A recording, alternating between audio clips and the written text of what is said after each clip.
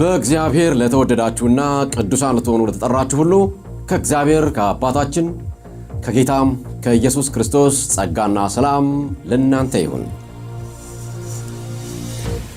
እንዴት ሰንብታችኋል? የምፅዓቱ አዋጅ ነጋሪ የዩቲዩብ ቤተሰቦቻችን በጂኤምኤም ቴሌቪዥን በኢትዮጵያ፣ በኤርትራ፣ በአፍሪካ፣ በአረብ ሀገራት፣ በአሜሪካና በተለያዩ ዓለማት የምታገኙ ነገሮቻችን እንዴት ሰነበታችሁ? ተጨባጭና ወቅታዊ መረጃን በመለገስ በእግዚአብሔር መንግስት ውስጥ ይልቁንም ደግሞ ከተኛንበት ካንቀላፋንበት የማስነሳትን ተግባራት እየፈጸመ የሚገኘው የምፅዓቱ አዋጅ ነጋሪ ማወቅና ልብ ልንል የሚያስፈልጉ አቅጣጫዎችን እየጠቆምን እንገኛለን። እንግዲህ ወደ ተናፋቂው ሰማያዊ ሀገራችን ልንዘልቅ በጣም ጥቂት ስለመቅረቱም የተለያዩ ምልክቶችን ከዚህም ከዛም እያሰባሰብን እናንተም በምትሰጡን መረጃዎች አማካኝነት ይኸው እስካሁን አለን። ስለዚህ እንግዲህ መክሊቱ ማነቃቃቱ እንደተሰጠን መጠን ዛሬም ደወላችንን ይዘን ለመገኘት የረዳን እግዚአብሔር አምላክ የተባረከ ይሁን። እንደ ኢትዮጵያውያን አቆጣጠር እንግዲህ የግንቦት ወር የመጀመሪያውን ሳምንት መረጃዎችን ይዘንላችሁ ተገኝተናል። ልባችሁ አይታወክ፣ በእግዚአብሔር እመኑ፣ በእኔም ደግሞ እመኑ። በአባቴ ቤት ብዙ መኖሪያ አለ። እንዲህስ ባይሆን ባልኳችሁ ነበር። ስፍራ አዘጋጅላችሁ ዘንድ እሄዳለሁና ሄጄም ስፍራ ባዘጋጅላችሁ እኔ ባለሁበት እናንተ ደግሞ እንድትሆኑ ሁለተኛ እመጣለሁ፣ ወደ እኔም እወስዳችኋለሁ ይለናል በዮሐንስ ወንጌል ምዕራፍ 14 ከቁጥር 1 እስከ 3 ላይ። መቼ እንደምንወሰድ እንጂ የማናውቀው እወስዳችኋለሁ ያለን የታመነ ነው። ይሄው ቀን ደግሞ በጣም እየቀረበ መጥቷል። ያ ብቻ አይደለም፣ በክርስቶስ እንዲህ ተጸልዮልናል። አባት ሆይ ዓለም ሳይፈጠር ስለወደድከኝ የሰጠኸኝን ክብሬን እንዲያዩ እኔ ባለሁበት የሰጠኸኝ እነርሱ ደግሞ ከኔ ጋር ይሆኑ ዘንድ እወዳለሁ ተብሎ የሰጠኸኝን ክብሬን እንዲያዩ ከኔ ጋር ይሆኑ ዘንድ እወዳለሁ የሚል አስገራሚና አስደናቂ ጸሎት ነው። ጸሎቱም ተሰምቷል። ሰማይና ምድር ሳይሰሩ በፊት መንፈሳዊ ዓለም ውስጥ የነበረው ክብር ውስጥ ሰዎች እንዲገቡ የተፈለገ የተወደደ መቃተት እንደምን አያስገርምም? ይሄ የታምራቶች ሁሉ ታምራት ነውና ምን አይነት ቃላት ሊገልጸው ይችላል? የክርስቶስን ክብር የቱ ቋንቋ ሊተርከው አቅምስ ይኖረዋል? ክርስቶስ ባለበት ቦታ መኖር ለመሆኑ ተራ ያደረገው ማን ነው? ከኔ ጋር ይሆኑ ዘንድ እወዳለሁ ማለቱስ አያስፈነድቅም እንዴ? ምንም ሳናደርግ ከነ ኃጢአታችን ለጻድቅ ሰው የሚሞት ምናልባት ይገኝ ይሆናል። ለኃጢአተኛ ለወደቀ ለረከሰ ማትዝ ይለዋል እንኳንስ ሊሞትለት። ምን አይነት ፍቅር ነው? ምን አይነትስ መውደድ ነው? ከእርሱ ጋር ለዘላለም እንሆን ዘንድ ወደደ። እወዳለሁ ብሎ ጸለየ።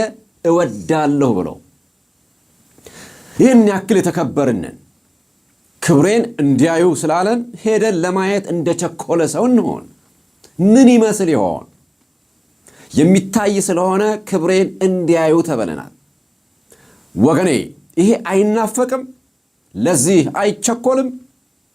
እዚህ ክብር ጋር የሚደርስ ዋው የሚያስብል የሚበልጠው ምንስ አለ? ለዚህ ሰማያዊ ቃላት ሊገልጡት የማይችል ህልውና ውስጥ ሊኖር የተጠራ ህዝብ አፈርኛ ኑሮ ሐሴት አስደረገኝ ያስብለዋል? በፍጹም። እመጣለሁ ወደ እኔም እወስዳችኋለሁ የተባልንበትን ክብር ለጨረፍታ እስከ 3ኛው ሰማይ ድረስ የተነጠቀው ሐዋርያው ጳውሎስ ሰውም ሊናገር የማይገባውን የማይነገረውን ቃል ሰማ ይለናል። ሰምቶ መጥቶ የሰው ልጅ ሊናገረው የማይገባ እጅግ በጣም አስገራሚ ቋንቋን ስለሰማ ይሄ ቋንቋ ለሰው አይመጥንም አይነት ይመስላል። ምን አይነት ቢሆን ነው? ክርስቶስ ግን ይህን ክብር ያዩ ዘንድ እወዳለሁ ብሏል፣ ያደርገዋል። ያውም በቅርቡ፣ እጅግ በቅርቡ።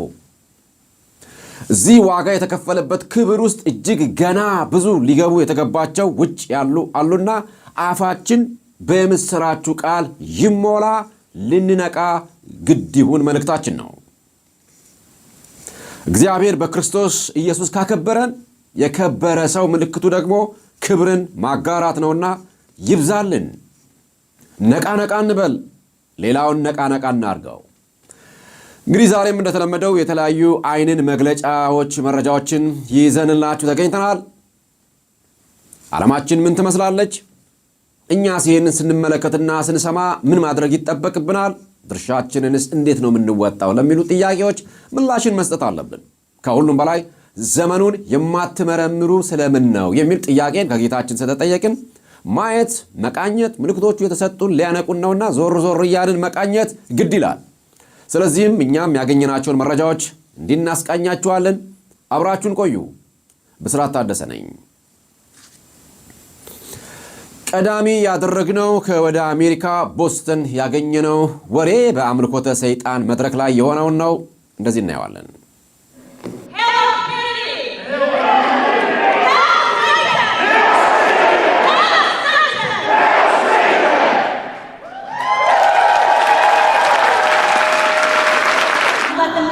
Without fierce opposition, and we stand here today in defiance of their siege and destroy their symbols of oppression.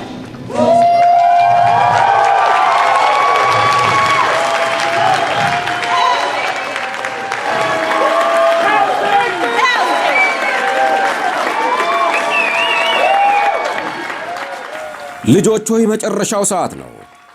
የክርስቶስም ተቃዋሚ ይመጣ ዘንድ እንደሰማችሁ አሁን እንኳ ብዙዎች የክርስቶስ ተቃዋሚዎች ተነስተዋል። ስለዚህም መጨረሻው ሰዓት እንደሆነ እናውቃለን ይላል በአንደኛ ዮሐንስ ምዕራፍ 2 ቁጥር 18። በተጨማሪም በራእይ መጽሐፍ በምዕራፍ 13 ቁጥር 5 እንዲህ ይላል፣ ታላቅንም ነገርና ስድብን የሚናገርበት አፍ ተሰጠው ይላል። ታዲያ ልናወጋችሁ የወደድነው ጉዳይ ከዚህ ቀደም ዘገባችን ላይ የሰይጣን አምላኪዎች በቦስተን ላይ ዓለም አቀፍ የስድብ ቀን በሚል ቀጠሮ ሰንቀው ሲጠባበቁ እንደነበር የሚታወስ ሲሆን ታዲያ ይህ የቀጠሮ ቀን ደርሶ የታሰበው በጀማ በአደባባይ አጀንዳቸው ለማስፈጸም ነበር። ዳሩ የከተማዋ ከንቲባ ባለመፍቀዳቸው በአንድ አዳራሽ ተወስነው ሐሳባቸውን አራምደዋል። በዚህ ተግባራቸው በእግዚአብሔር ላይ አመጹን ይገልጥልናል ብለው ባዘጋጁት መድረክ ላይ የእግዚአብሔርን ቃልን በመቅደድና በማዋረድ ነውር የሆነ ስድብንም በመሳደብ በዓላቸውን በማክበራቸው ሰማይንም ምድርንም አሳዝነዋል። ይህ ተግባር በተለይም ደግሞ በሮክ ሙዚቃ አቀንቃኞችን በግልጽ ሲተገበር ይታያል። መጽሐፍ ቅዱስን በመቅደድ በመብላትና በማቃጠል ታዳሚዎችን በማስደሰት በፈጣሪ ላይ በማላገጥ ጨለማ መንግስትን አጀንዳ ያስፈጸሙ ይገኛሉ። በእኛውም ኢትዮጵያዊ ሰው መጽሐፍ ቅዱስ በመቅደድና በመብላት የብዙዎችን ቀልብ መሳቡና ማህበራዊን ሚዲያ ማጣበቡም ገሃድ የወጣ ነው። በዘመናት መካከል ማንም እንደርሱ ስደት ያልገጠመው መጽሐፍ ቅዱስ ዘንድሮም በተለያዩ ግለሰቦችም ሆነ ክርስትናን ጠል ቤተ እምነቶች እየተሸመቱ በእሳት እንደሚጋዩ የሚታወቅ ሐቅ ነው። የእግዚአብሔር ቃል ግን ሕያው ነው፣ የሚሰራ ነው፣ ስራውን ይቀጥላል፣ ኃይለኛ ነውና የሚያቆመው የለም። አሁን የእግዚአብሔር ቃል አይታሰርም። ወደ ቀጣይ መረጃችን ስናልፍ ጌታ ኢየሱስ ክርስቶስ ልጆችን ወደ እኔ ይመጡ ዘንድ አትከልክሏቸው ማለቱን ወንጌላት ይናገራሉ። ታዲያ ጌታ ኢየሱስ ያደረገውን መኮረጅ ልማዱ የሆነው ሉሲፈር በዚህ ባለንበት መጨረሻው ዘመን ላይ ትኩረቱን በሕፃናትና በትውልዱ ላይ ካደረገ ሰነባብቷል። እንደዚህ ይታያል። All of my policies are aimed to do one of three things: either steal, kill, or destroy. And if it's not doing one or all three of those things, then it's not in my agenda and I'm not promoting it.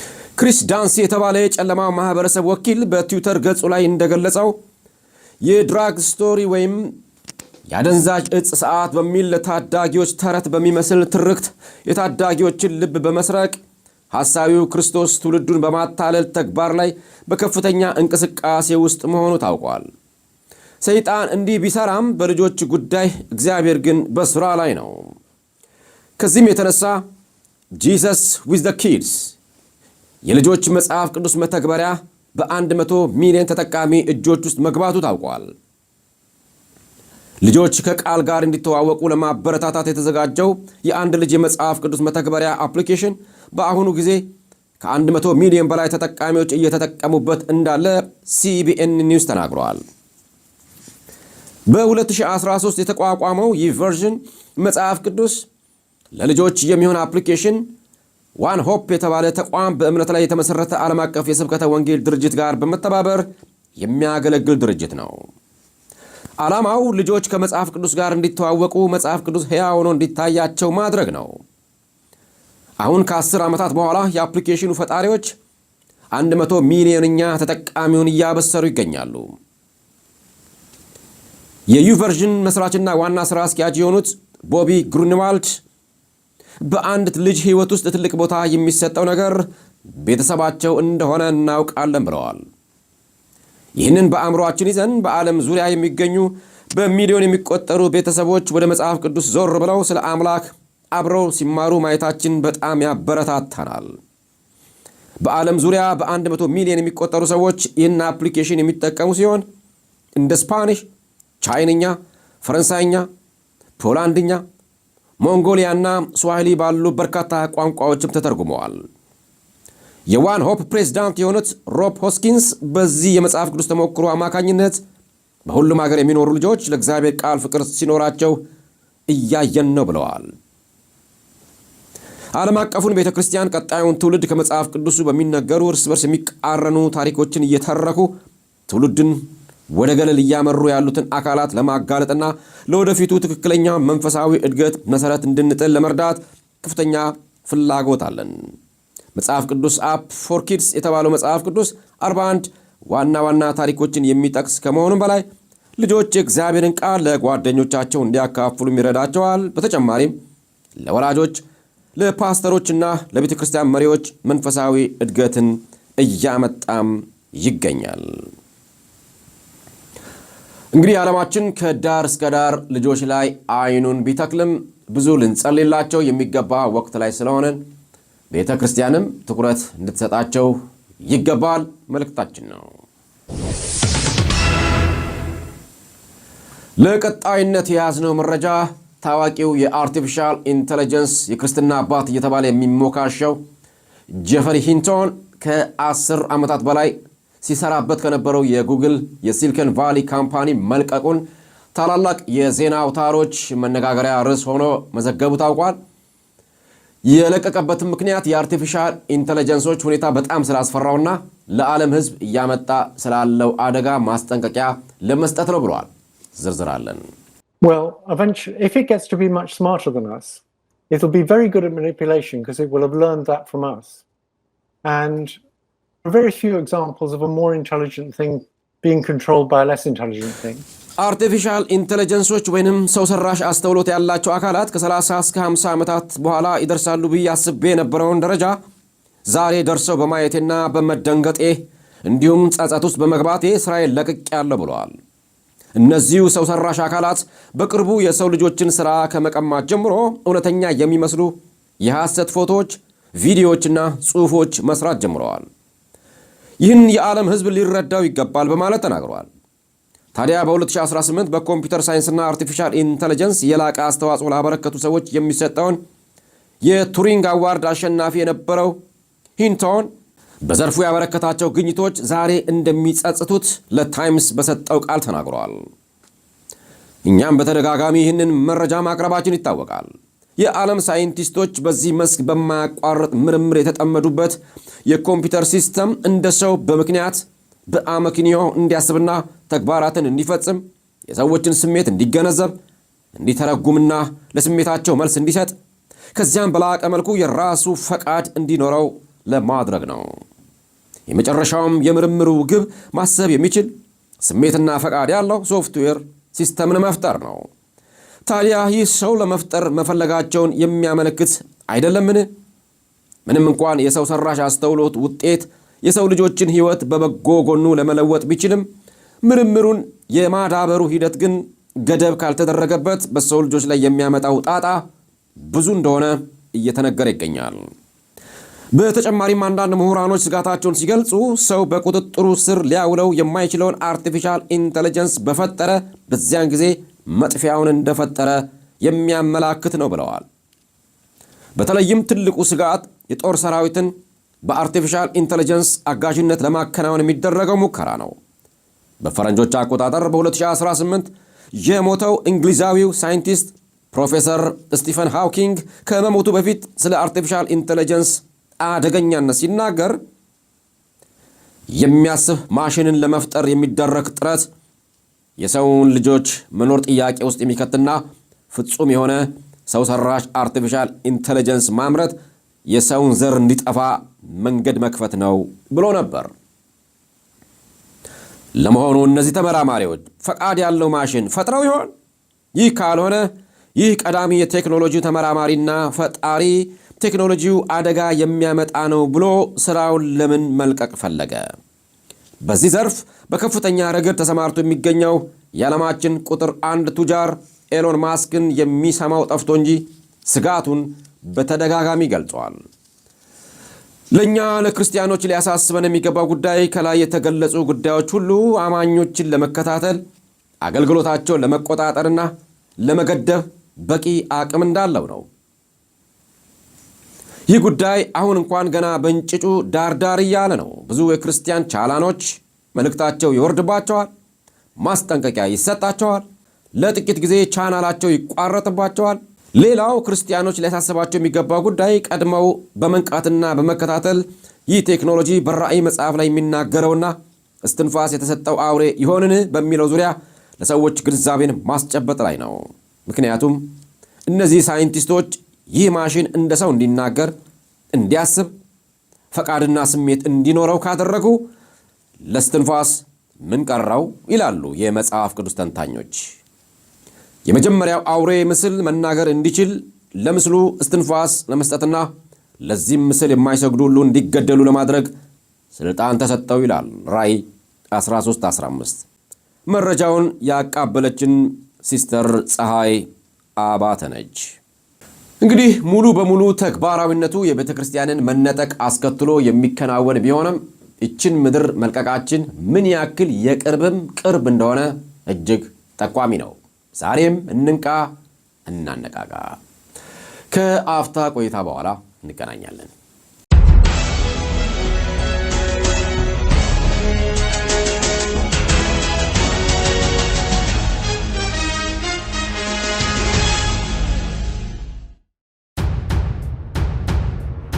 አምስቱ ልባሞች ነበሩ፣ አምስቱ ሰነፎች ነበሩ።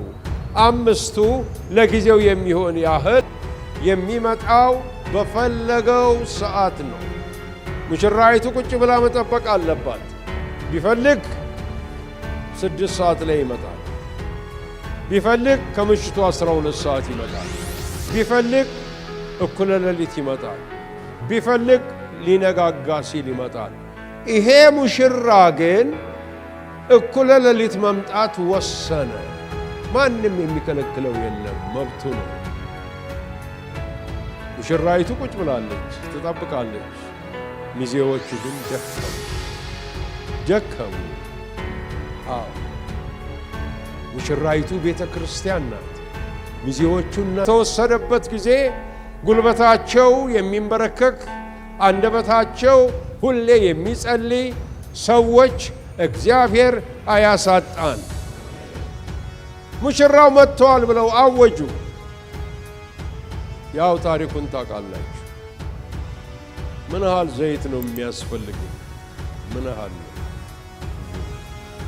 ዘይት ብርሃን ነው። ዘይት ጉልበት የሚሰጥ ነው። ዘይት መድኃኒት ነው። ዘይት መልካም ሽታ ነው። ይሄም ምንድነው ወገኖች ሆይ? የጌታችን የኢየሱስ ክርስቶስ ዳግም ምጽአት ሲሆን ዓለም ሁሉ ያየዋል። የወጉትም ያዩታል፣ የሚወዱትም ያዩታል። መብረቅ ከምስራቅ ወጥቶ እስከ ምዕራብ እንደሚታይ እንደዚሁ ይሆናል። በሐዋርያው ዳንኤል መኮንን የቀረበው በተለይ በዚህ በዘመን ሙጣጭ ላይ ለምንገኝ ቅዱሳን ሙሽራው ኢየሱስ እየመጣ ሳለ ዛሬም ይዘገያል በማለት ለተኛንና ዘይታችንን በቅጡ ጠብቀን መያዝ ላልቻልን ከስንፍና ሰፈር የሚነቅል እጅግ መንቃት እንደሚገባን ያወሱበት ግሩም መልእክት ነው። በመሰረት ጽጌና እንዳልካቸው አካለ ወልድ የጽዮን ግርማዋ ኢየሱስ ክርስቶስ ነው በሚለው ዝማሬ ቆይታ አድርገን እንገናኛለን። የጽዮን ግርማዋ ኢየሱስ ክርስቶስ ነው በአባቱ ቀኝ ያለው በላይ ያለው የንጋቱ ኮከብ ደግሞም የሚባለው እኛ ምናመልከው ጌታችን እሱ ታላቅ ነው።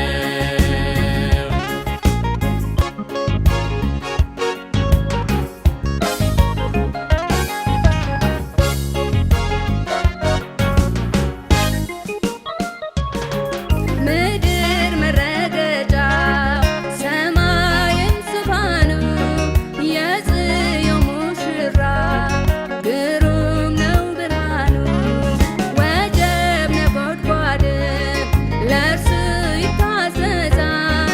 ስሙ ግሩም ፈውስ ነው ሰላምን ይሰጣል።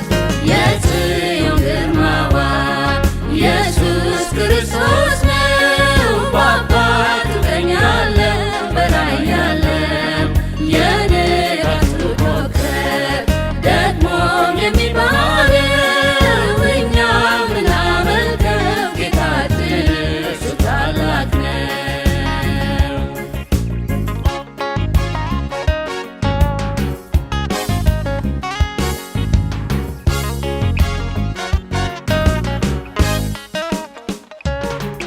ኢየሱስ ክርስቶስ ደግሞ ምሩር ነው። ከአንበሳ መንጋጋ ከእሳት ያወጣነው ልጆቹን ይወዳል ድል ይሰጣቸዋል። ቃሉም ለዘላለም ሕያው ሆኖ ይኖራል። የጽዮን ግርማዋ ኢየሱስ ክርስቶስ ነው በአባቱ ቀኝ ያለው በላይ ያለው የንጋቱ ኮከብ ደግሞም የሚባለው እኛ ምናመልከው ጌታችን።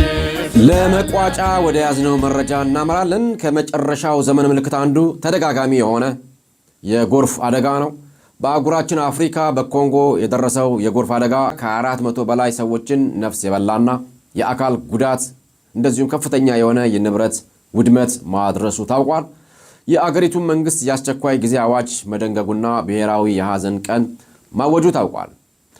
እንደዚሁም ደግሞ በአገራችንም በኢትዮጵያ በደቡባዊ ክፍል በጎምጎፋ በአንዲት ወረዳ በጣለው ከፍተኛ መጠን ያለው ዝናብ ባደረሰው የጎርፍ አደጋ ብዙ ሰዎች ሕይወታቸው ማለፋቸውና የንብረት ውድመትም ማስከተሉ ታውቋል። ይህም እንግዲህ የሚጠቁመን ማንም ሰው በዚህ ምድር ላይ ሲኖር ነገ እኖራለሁ የሚልበት ምንም ዋስትና ስለሌለውና ድንገት ሕይወት ልታልፍ እንደምትችል ከግምት በማስገባት ይልቁንም ደግሞ የዘላለም ሕይወት ሊተኮርበት ስለሚገባ ከሞት በኋላ ሌላ ቀጣይ ሕይወት ስላለ ወደዚያ መግቢያው ደግሞ በክርስቶስ ኢየሱስ ሞትና ትንሣኤ በማመን የሚገኘውን መዳን መቀበል ስለሆነ በየትኛውም አገር ያላችሁ ይህንን ዜና የምትከታተሉ ወገኖቻችን በዜናው መጨረሻ ላይ አብረን እንድንጸልይ ጥሪ አደርግላችኋለሁ።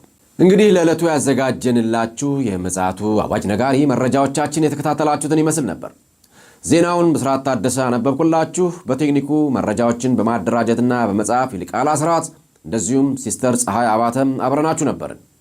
በተለያዩ ዓለማት በዩቲዩብና በጂኤምኤም ቴሌቪዥን ዜናዎቻችን የምትከታተሉ ወገኖች አብረን እግዚአብሔር አምላካችንን ሥራ እንድንሰራ ጸልዩልን። አገልግሎታችን የገንዘብ እርዳታንም ስለሚፈልግ ባዘጋጀነው በጎፈንድሚ አድራሻ እንድታስገቡልን የከበረ ጥሪያችን ነው። ስለምታደርጉልን ቸርነት እግዚአብሔር አምላክ አብስቶ ይባርካችሁ። ይህ ምፅዓቱ አዋጅ ነጋሪ በማለትም ዩቲዩባችንን ሼር፣ ላይክ እና ሰብስክራይብ እንድታደርጉም ጥያቄያችን ነው። እግዚአብሔር አምላክ ቢፈቅድና ብንኖር በሚቀጥለው ሳምንት ሌሎች ማንቂያ ማባነኛ መረጃዎችን ይዘንላችሁ እንቀርባለን። እነሆ በቶሎ እመጣለሁ፣ ለእያንዳንዱም እንደ ሥራው መጠን ከፍል ዘንድ ዋጋዬ ከኔ ጋር አለ። በደህና ሁኑ።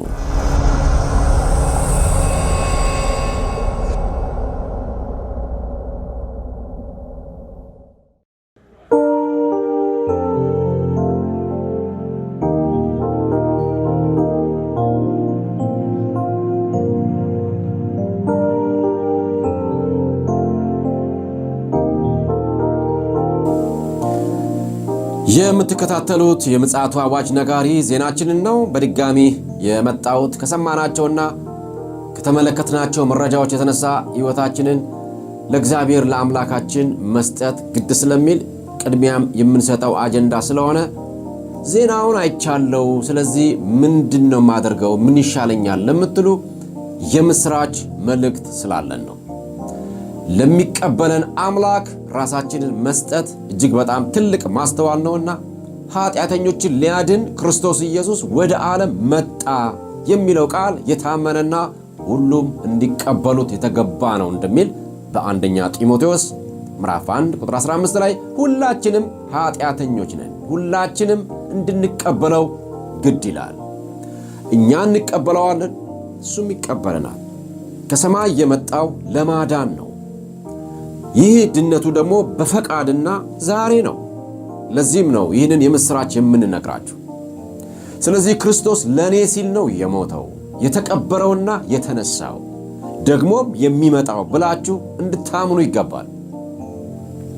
ያለ እምነት እግዚአብሔርን ደስ ማሰኘት አይቻልም። እስከ ዛሬ ንስሐ ገብቼ አላውቅም የምትሉ የመታረቂያ ቀናችሁ ስለሆነ ይህንን የከበረ ዕድል ተጠቀሙበት። እኔ የምለውን አብራችሁኝ ደግማችሁ በመናገር አጠገባችሁ ያለው የፍቅር አምላክ ይህንን ይቅርታችሁን ይቀበላል። ተናገሩት በአፋችሁ። እግዚአብሔር ሆይ አመሰግናለሁ ስለሰጠኸኝ ዕድል። ዛሬ ሕይወቴን ላንተ ሰጣለሁ።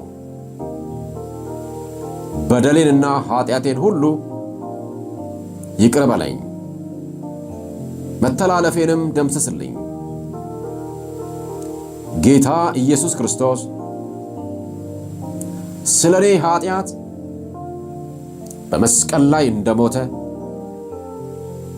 እንደተቀበረና እንደተነሳ ደግሞም ለፍርድ እንደሚመለስ አምናለሁ። ይቅርታዬን ተቀበልልኝ፣ ኃጢአቴን ደምስስልኝ። ይቅር ስላልከኝ አመሰግናለሁ።